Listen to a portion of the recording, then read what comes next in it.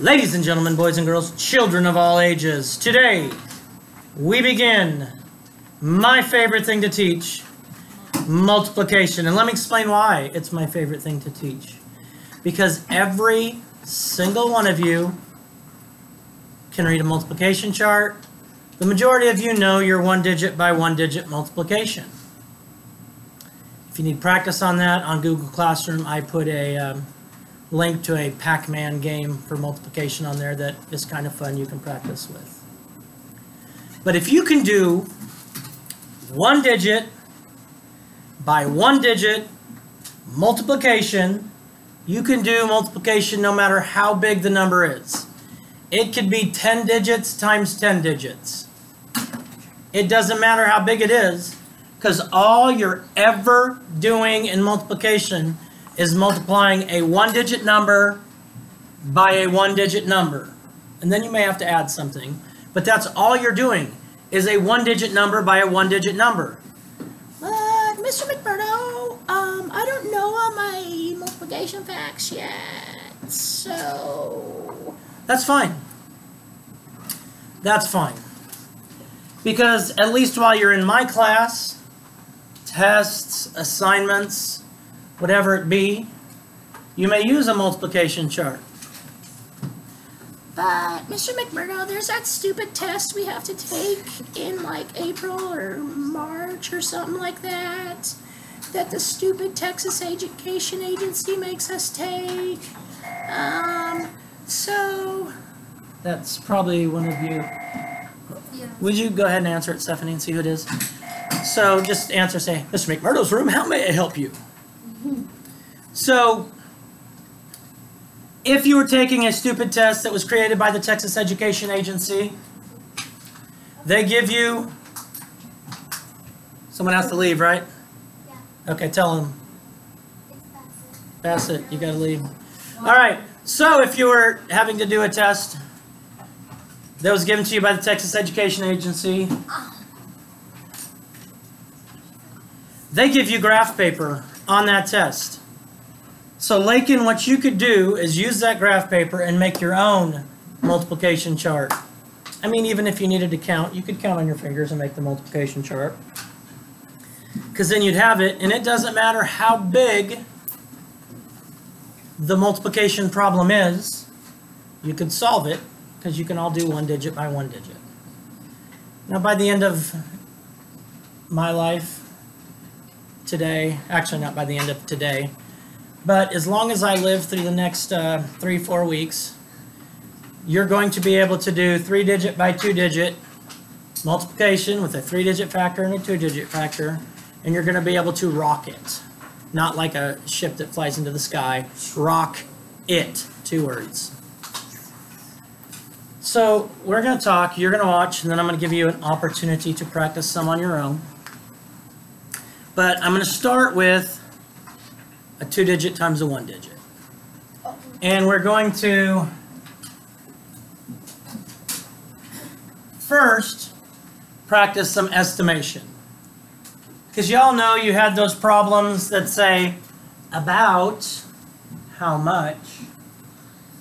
And what I see you do is you do the problem and then round your answer. That's not how we estimate. No, it's not. No, it's not. Don't estimate that way at home either. No, it's not. When we estimate, we do our estimate before we do the actual answer. And sometimes we don't have to do the actual answer. Okay? So I'm going to, if I have a 2-digit by a 1-digit, I don't need to change my 1-digit.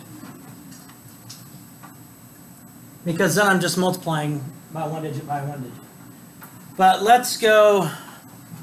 Emilio, we have the number 83. So what's that close to that would make it easy to multiply? 90? 80? Okay. So let's take 80 times 9. Now I have a 0 in my ones place here. So if I multiplied 9 times 0, there's just going to be a 0 here. So I don't have to multiply there. I can bring that 0 down. Then I just have to multiply 9 times 8. In class, what's the product of 9 and 8? 72. 72. So my estimate is going to be 720. Oh. My estimate will be 720. Again, for my estimate, all I had to do was multiply one-digit numbers. Now my estimate's helpful for when I find the correct product. It should be somewhere near 720.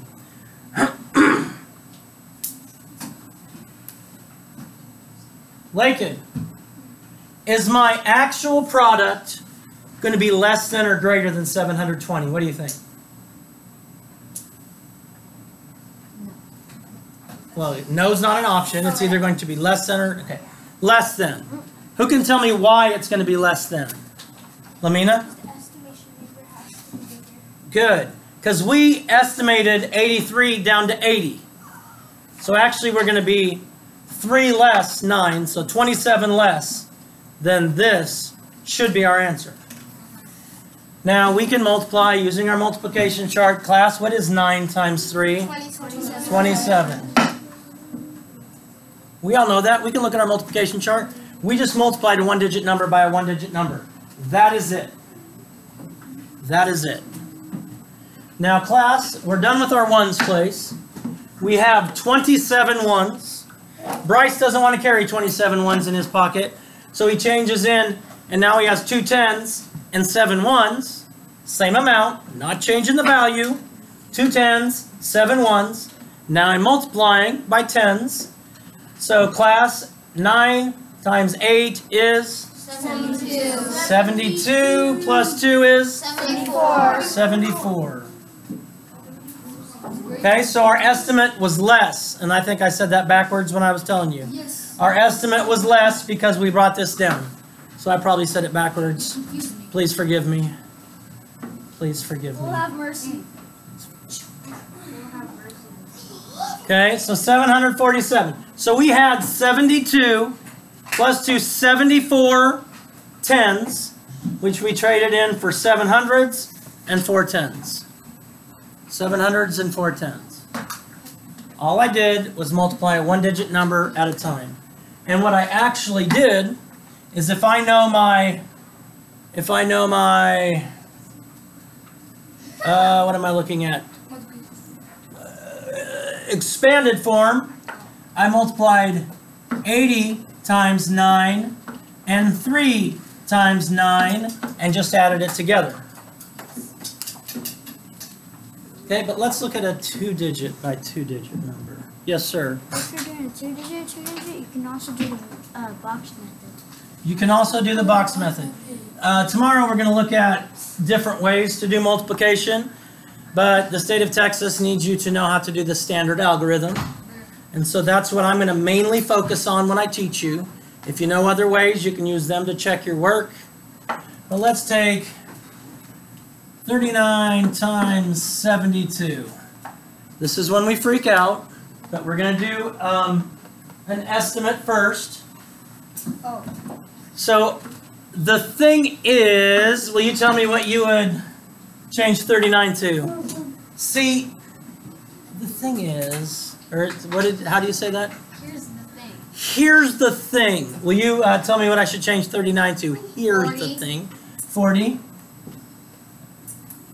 And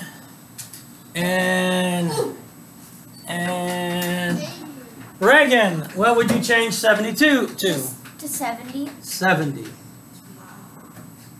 Now, when I'm multiplying in my factors, these are factors, trying to find my product. These factors both have a 0 in the ones place. So if I went through this, I'm going to end up having a 0 in my ones place and a 0 in my tens place. And then I'm just multiplying 7 times 4, which is what, class? 11. Oh, wait, no, not 11. 28. 28. So my actual product should be somewhere around 2,800. Well, let's see. I'm going to do one digit at a time. Ones place. 18. Class, 2 times 9 is? 18. 18. Carry the 1. Okay, so I have 18 ones. So I'm changing that to 110 and 8 ones because nobody wants to carry around 18 ones. I mean, I never carry around 18 ones because I never have any money. 2 times 3. 6 plus 1. 7. I have 7 tens. I'm not going to, I can't change that over to hundreds. Okay? So I multiplied, what I just multiplied right here is I multiplied, let's do this over more, 39 times 2. That's all I did right here, one-digit number.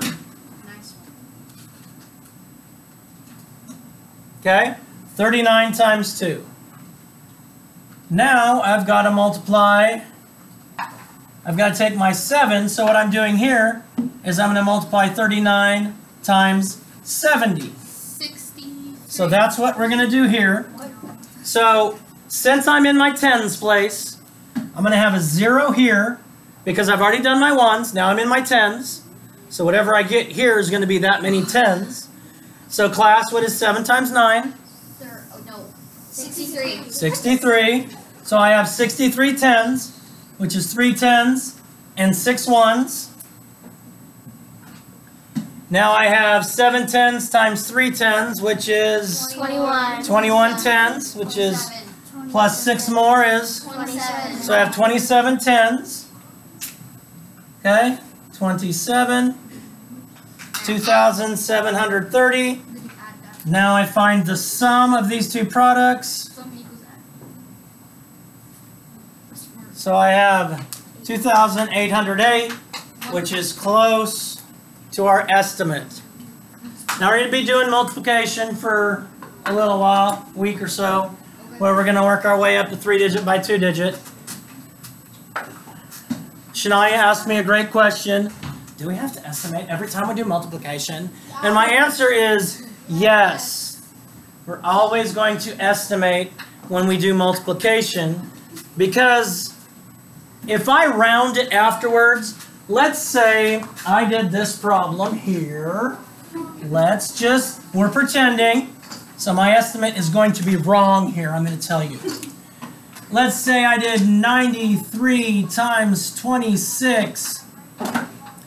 And let's say, I'm going to make up an answer. 429,286. If the problem said estimate and you didn't estimate first, then the knuckleheads that didn't follow directions and didn't estimate first are going to put, I don't know, 430,000 as their estimate. Because they estimated after they did the problem. We can't estimate after we did the problem, because that's crazy estimating after we do the problem. We estimate before. So if I was going to estimate, I would have 90 times 30. Bring my 2 zeros down, and my estimate should be somewhere around 2,700. But if you did the math wrong, and you got this, and then you estimated to this, you wouldn't know your actual answer was wrong. We estimate first, and then we do the actual math. Does that make pennies? Yes. Yes. Today what we're going to practice is 2-digit by 1-digit. Today when we do it, you're going to be able to use your multiplication table, because Mr. McMurdo's cool. Today when we do it, you're going to estimate. When we estimate using 2-digit by 1-digit, we're only going to change the 2-digit number. We're only going to change the 2-digit number. We leave the 1-digit number the same. We don't need to change that. I mean, that's just cray-cray. That's just cray-cray. Okay, so this is how we would estimate with a 1-digit times 2-digit. Bryce. It's 360. So the estimate is 360. Good. Good. And the estimate will be higher than our actual product because we rounded up. I got that wrong last time. Please forgive me. I'm sorry. Yeah. Boom! Shakalaka. Peace out. God bless. Love you. Do something kind today. Please subscribe.